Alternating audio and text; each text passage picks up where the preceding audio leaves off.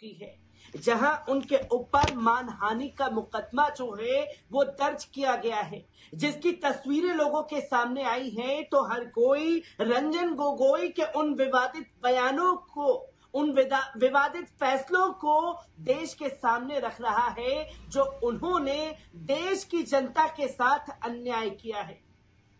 क्योंकि एक एक कर कई बड़े फैसले हैं जिनको लेकर के ऐसे आंखें मूंदी, खासतौर पर सीजीआई रंजन गोगोई ने, जिसकी सारी हदें पार कर दी गई। और सबसे बड़ा फैसला बाबरी मस्जिद का कैसे सौदा किया गया वो देश की जनता के सामने है। कैसे राफेल के मामले में मोदी हुकूमत के अकॉर्डिंग फैसले को ढाला वो भी देश की जनता के सामने है। और तो और आप 370 को देखें, कश्मीर में किस तरीके से तमाम चीजों को अंजाम दिया और उस पर हुकूमत के हक में फैसले ढाले। अस्सलाम वालेकुम रहमतुल्लाहि व बरकातुहू। अज़ीज़ान मिल्लत इस्लामी, आप तमाम उम्मती को फैसल की तरफ से सलाम। अर्द घर में बड़ी पर्दानशीन इज़्ज़तदार माँ और बहनों को अबू फैसल की तरफ से सलाम अर्द।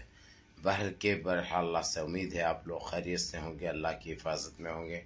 इन मलूनों की मलामत से, इन फ़िरक़ा परस्तों की फ़िरक़ा परस्ती से, इन दरिंदों की दरिंदगी से, इन मावलिंचरों की मावलिंचिन से, इन बलात्कारियों की बलात्कारी से महफूज होंगे। अल्लाह आप लोगों को अपने हिफ्ज़ अमान में रखे, अल्लाह अपनी हिफाजत में रखे, अल्लाह हर आवाज़ से, हर शर से आप लोगों को महफूज रखे।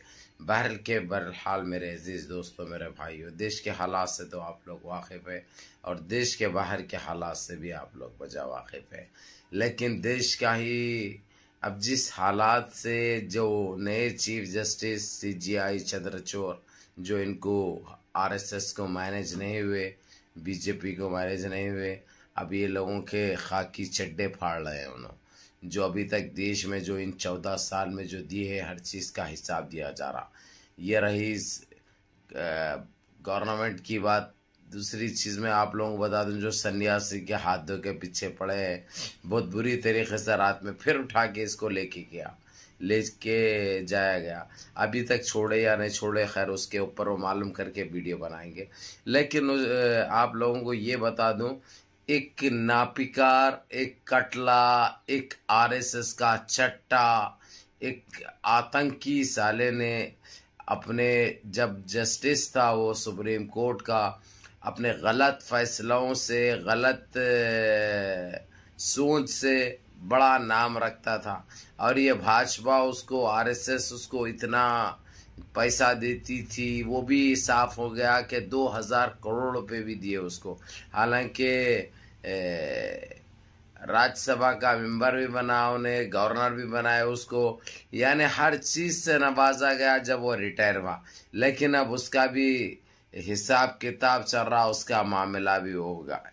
एक नया केस उसके ऊपर, एक एफआईआर दर्ज हो गया, जो सीबीआई ने जांच कर रिपोर्ट सुप्रीम कोर्ट को पेश की थी चीफ जस्टिस सीजीआई चंद्रचूड़ साहब को, और उन्होंने फौरन तुरंत तत्काल में फैसला देते हुए उसको गिरफ्तार करने की बात कर डाली। उसकी वजह मैं आप लोगों को बता दूं, जो 2000 करोड़ रुपया उसके पास है, जो गैर सरकारी तौर पर निकला है, और जो गलत जो निकला है उसके अंदर वो, और दूसरा इसको जिस तरीके से पदों से नवाजा गया, उसको जो जिम्मेदारियां दी गई, और जो गलत फैसले जो किया उसने, वो सारे चीज़ें सामने आ गए। बाबरी मस्जिद का गलत फैसले से लेकर CAA NPR NRC से लेकर, यानी हर जो कुछ भी किया उन्हें अपनी इख्तिदार के टाइम पे वो सारे गलत फैसले दिया। और उसने खुद भी एक्सेप्ट करा। अब बचने के लिए उसने भागने की भी कोशिश की चाइना, लेकिन चाइना उसको आने से मना कर दिया, उसको सरकारी पनाह देने से मना कर दिया।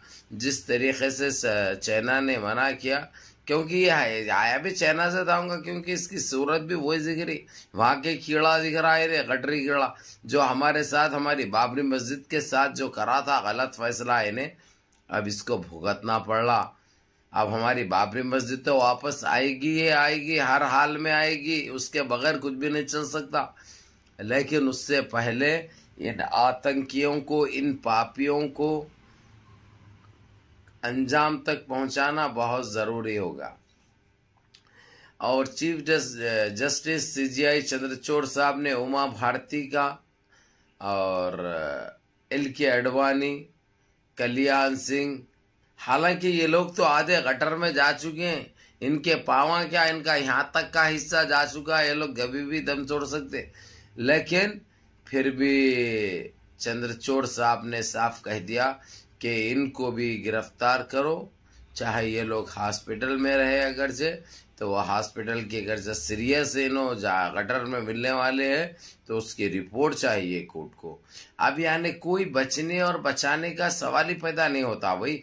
जितना गंद ये लोग मचाए थे, जितनी गंदगी बर्पा करे थे, वो सारे चीजें निकल के आ चुके हैं। अब रही बात ये आतंकी रिटायर्ड जज की, जो भाजपा का एक वो था, बहुत टाइम से जो है सो इसके दिल में ये था, कहते भाई जब इन्हें जज भी नहीं बना था, जब वकील था, जब से जो है सो सोच लिया था इन्हें बाबरी मस्जिद के लिए मैं ये गलत फैसला दूंगा, वहाँ पे टेम्पल के हक में दूंगा, और ये लोगों के उसमें था इन्हें ग्रुप में। लेकिन क्या है, खुल के नहीं आ रही थी, सामने नहीं आ रही थी बात। अब जो आ चुकी है, अब इन्हें बचने वाले नहीं है, सही खाल खींचे जाएगी इनकी, क्योंकि बड़े खतरनाक है चंद्रचूड़ साहब।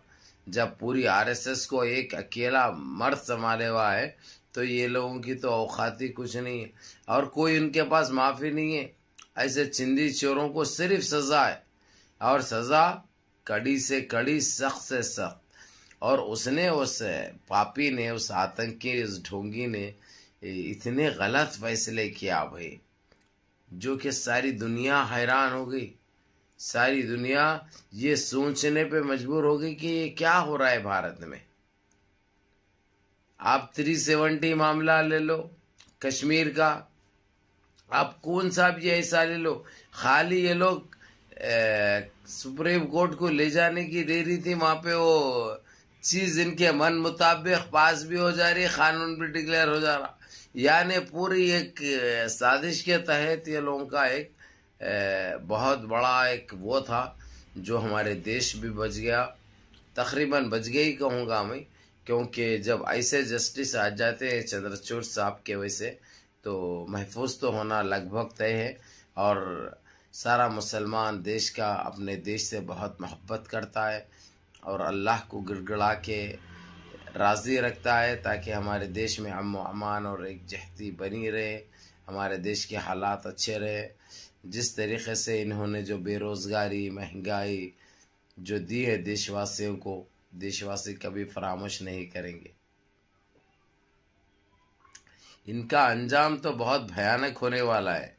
इन्होंने जो हरकतें की है, जो ज़्यादतें की है, वो इन्हीं के साथ निकलेगा। मिसाल के तौर पे अब सन्यासी, ढोंगी, जोकर, बौना, चिंदी चोर को ले लीजिए, या फेंकू मंत्री को लीजिए, मोटा भाई कहाँ गया, गुम होगा।